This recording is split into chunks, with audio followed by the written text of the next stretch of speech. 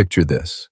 You're lying in bed at 3 in the morning, staring at the ceiling, wondering what the hell you're actually doing with your life.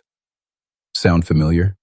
Tonight, I'm going to reveal the hidden psychology behind why some people seem to effortlessly find meaning and grow constantly, while others feel stuck in an endless loop of emptiness.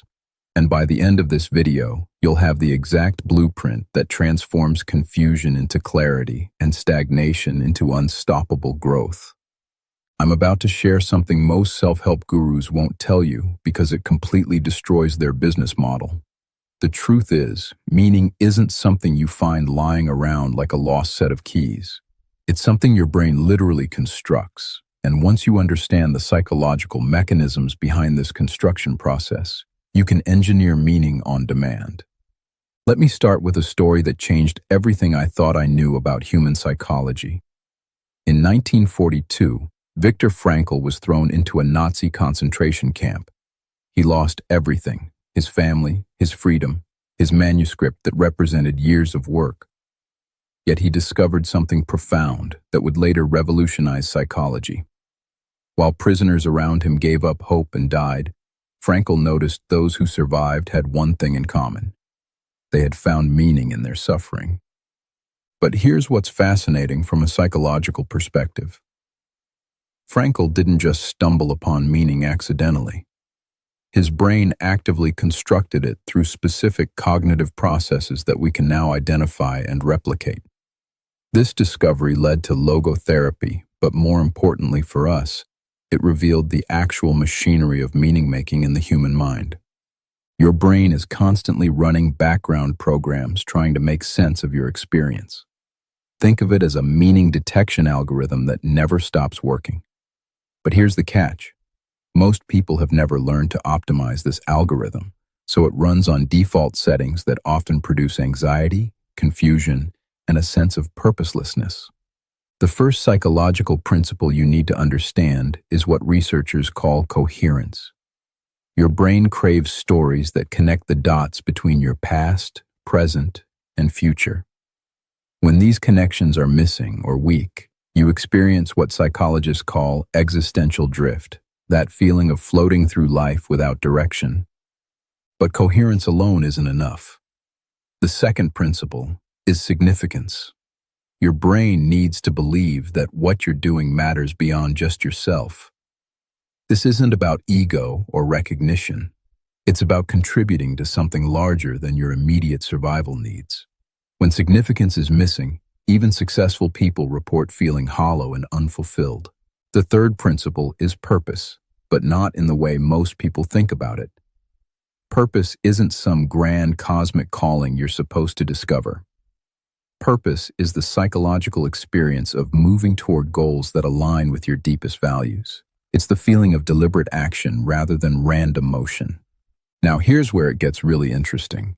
Recent neuroscience research shows that when all three elements, coherence, significance, and purpose, are activated simultaneously, your brain releases a specific cocktail of neurotransmitters, including dopamine, serotonin, and norepinephrine. This combination creates what researchers call the flow state, where growth happens naturally and effortlessly. But most people approach meaning and growth completely backwards. They think they need to find their passion first, then everything else will fall into place. This is psychologically naive. Passion is actually a byproduct of competence and contribution, not the starting point. Let me explain the real sequence. First, you develop competence in something that allows you to contribute value to others. This creates positive feedback loops that your brain interprets as significance. As you get better, the challenges become more complex, which creates coherence through progressive mastery. Finally, when you see how your growing abilities can impact things you care about, purpose emerges naturally. This is why so many people feel lost after following the advice to follow your passion. They're trying to skip the competence-building phase and jump straight to meaning, but meaning without competence is just fantasy. The psychology of growth operates on similar principles, but with a crucial twist. Growth requires what psychologists call productive discomfort.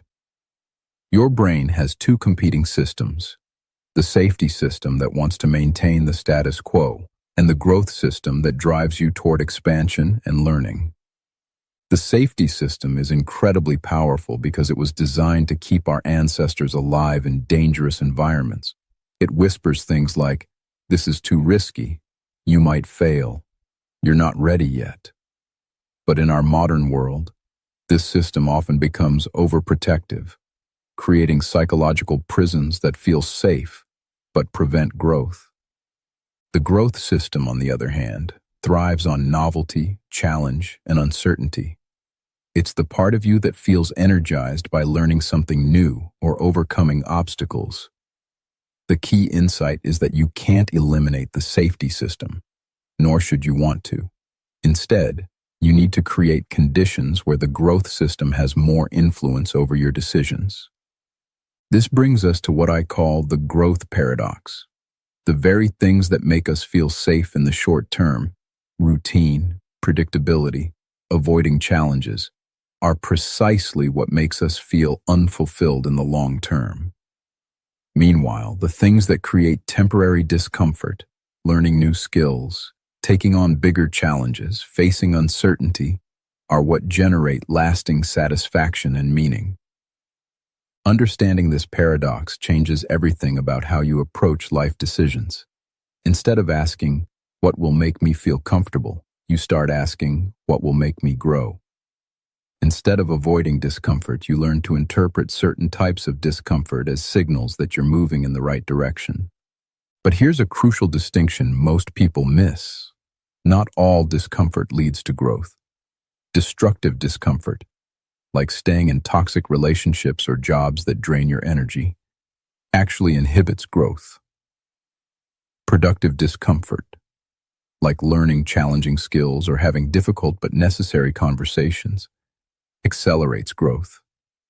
The psychological skill that separates people who thrive from those who merely survive is the ability to distinguish between these two types of discomfort and actively seek out the productive kind while minimizing the destructive kind. Now let's talk about the mechanics of actually implementing this in your daily life. The most effective approach I've discovered involves what I call the 3-horizon framework. Horizon 1 is your immediate competence development, what skills you're building right now. Horizon 2 is your emerging contribution, how those skills allow you to add value in ways that matter to you. Horizon 3 is your evolving purpose, how your growing capabilities can impact the things you care most deeply about. Most people try to operate on all 3 horizons simultaneously, which creates cognitive overload and paralysis. Instead, you want to focus primarily on Horizon 1, while keeping loose awareness of Horizons 2 and 3. As your competence develops, the other horizons will naturally come into focus. This sequential approach works because it aligns with how your brain actually processes meaning and growth. Your meaning detection algorithm needs concrete evidence of progress to generate the psychological states that sustain motivation. Abstract future visions without present moment competence building just create anxiety and overwhelm. The practice is simple but not easy. Choose one skill or area of knowledge that genuinely interests you and commit to deliberate practice for at least 6 months. Notice I said deliberate practice, not casual dabbling. Deliberate practice means working at the edge of your current ability with focused attention and regular feedback. As you develop competence, pay attention to opportunities to use this growing skill to help others or contribute to something you care about. This doesn't have to be world-changing. It could be as simple as helping a colleague, creating something useful, or solving a problem in your community. The key is to let significance emerge from competence rather than trying to manufacture it artificially. When you can clearly see how your abilities create value for others, your brain will automatically generate feelings of meaning and purpose. Throughout this process, embrace the discomfort of learning and growing while being ruthless about eliminating sources of destructive discomfort in your life. This isn't always possible immediately, but it should be a constant background process of optimization. Here's what happens when you align your life with these psychological principles. Your brain stops running the background anxiety program that asks, What's the point of all this? Because it has clear, concrete answers. Your motivation becomes self-sustaining because you're operating in harmony with your fundamental psychological architecture rather than fighting against it. You'll still face challenges and setbacks, but instead of interpreting them as evidence that you're on the wrong path, you'll understand them as natural parts of the growth process. Your relationship with discomfort will transform from avoidance to strategic engagement. Most importantly, you'll discover that meaning and growth aren't destinations you arrive at, but ongoing processes you participate in. This shift from outcome-focused to process-focused thinking is perhaps the most liberating psychological insight you can internalize. The people who seem to effortlessly find meaning and grow constantly aren't operating with different raw materials than you. They're simply running better psychological software. And now you have the source code to upgrade your own mental operating system. Your homework is simple. Identify one area where you want to develop competence, commit to deliberate practice, and trust the process. Meaning and purpose will emerge naturally as your abilities grow and you discover ways to contribute value to the world around you. Remember, you're not looking for meaning. You're building it, one day of growth at a time. If you found the information in this video helpful, please like, share, and subscribe for more mind-shifting and life-changing content.